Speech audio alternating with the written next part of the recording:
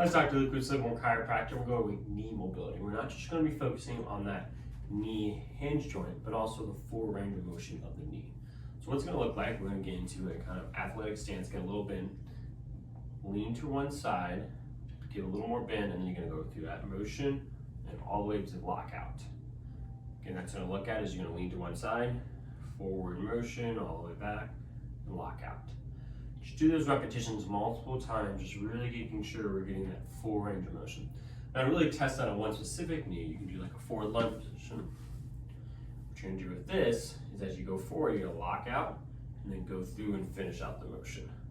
So it's again, forward, lock out, and go through. And this can really just focus on one specific joint, and then we can go into different ranges as well. So let's say if we go on a side lunge, still working on this knee, you're gonna go forward, lock out, and then push through. That's going to really allow us in different positions. Or is your knee not working? Are we getting a restricted like back here, like I'm not really getting that full extension there? Is that an area we need to look out in the lunge position? That maybe in this position looks fine, allows us to really help with sport specific positions or job specific things that we get into, and how each joint works in that aspect. For hip mobility, we're going to start on our back because it's a lot easier, less planes. We're going to start with the hip flex, and we're just going to do circular motion, making sure you're really feeling it in this hip joint, ball and socket joint right there. Now, what we also can do is we can do external rotation, same aspect, getting that rotation in that hip. Internal rotation, so more like a piriformis, you're having tension in that can really help with that. You can even bend your knee and do some rotation. Like if this is too much of a lever arm, you're feeling too much pain there, bend the knees sometimes. And again, we're not getting it in the knee joint motion, it's all coming from the hip. So making sure this is just kind of staying still here and rotating around the hip. What you also do is what we call windshield. So it's more of a that planar action, like a rod sticking through my knee, it's going around that.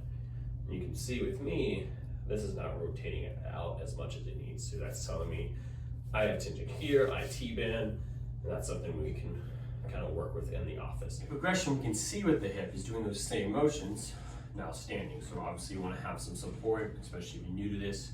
So doing those circle motions, again, you want all this coming from the hip mobility aspect. Again, you can do the same thing, externally rotated and doing it. Internally rotated and doing it. Now, and also you can do a flexion aspect of it, doing the windshield wipers. Again, everything should be feeling in this hip and making sure you're keeping good, strong posture. Now, since we're standing, we can do a lot more range of motion. So also we can go on an abduction aspect of it and then do your rotation.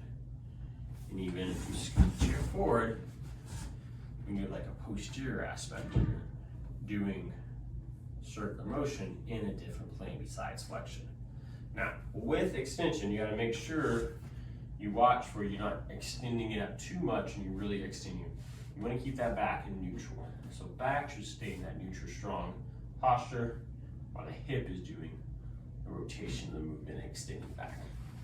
Now those are different ways to progress hip mobility, making sure that hip's moving in different planes.